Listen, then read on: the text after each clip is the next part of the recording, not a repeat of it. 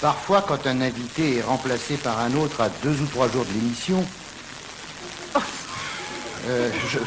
je garde... J'essaie de me faire l'interprète de Madame Claude comme je peux. Il faut lire son autobiographie. Vous y arrivez, vous y arrivez. C'est pas du tout un reproche, pas du tout. Attendez la fin de la phrase. Je ne fais rien pour attendre, Eh bien, je le sais. Dans ce cas, je garde le même texte en changeant les noms. Oh, c'est pas con, ça. Mais aujourd'hui, c'est impossible. C'est impossible puisqu'on attendait une tenancière de bordel de luxe. Bon, à l'usage des hommes politiques en quête de sensations fortes, comme ce ministre qui se mettait une plume au derrière en criant cocorico. C'est vrai, ça existait, c'est dans son livre d'ailleurs. Alors que la plupart des invités de Rien à cirer me laissent un peu indifférent, là, le sujet m'inspirait.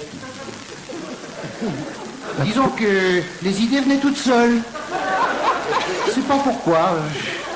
Laurent Ruquier m'avait dit il y a 3 semaines, ah bah tu vas être à ton affaire, le 3 juillet on reçoit Madame Claude.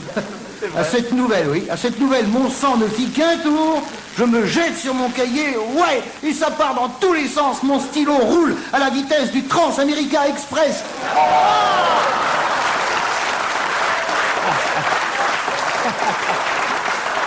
Et voilà que mardi dernier, paf, coup de téléphone. Madame Claude ne vient pas, c'est Jean Edernalier.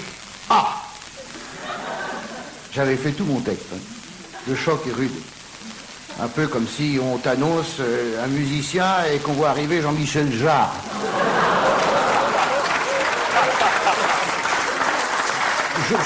Je ne comprends pas pourquoi on remplace une tenancière de bordel de luxe par Jean Edernalier alors qu'il eût été si simple d'inviter Jacques Lang.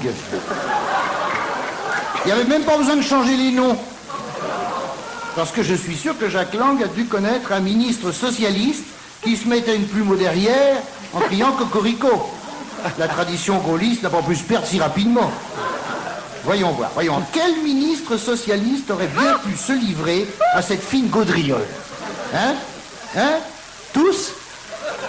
Allons. Quoique... Non, sérieux. Hein? Fabius. Ah oui, j'imagine facilement. Disons que c'est vraisemblable. Il ne l'a sûrement pas fait, mais il aurait pu. Sans aller jusqu'à dire qu'il a le physique de l'emploi, je me verrais bien avec une plume. Non, je ne m'acharne pas contre la gauche puisque je parle de Fabius.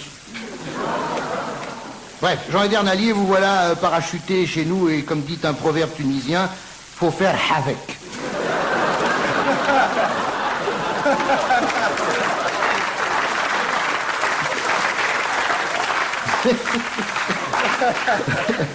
Mais que dire de vous qui n'ait déjà été dit? Laurent Ruquier a brossé votre portrait avec la maestria qui lui est coutumière. Que dire de vous sinon que le Tour de France a recommencé, mais ça n'a aucun rapport.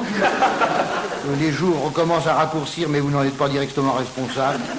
Bon, pour terminer, vous m'auriez quand même bien rendu service si vous étiez venu arriver dans ce studio avec une plume dans le cul en criant cocorico. Vous en seriez capable?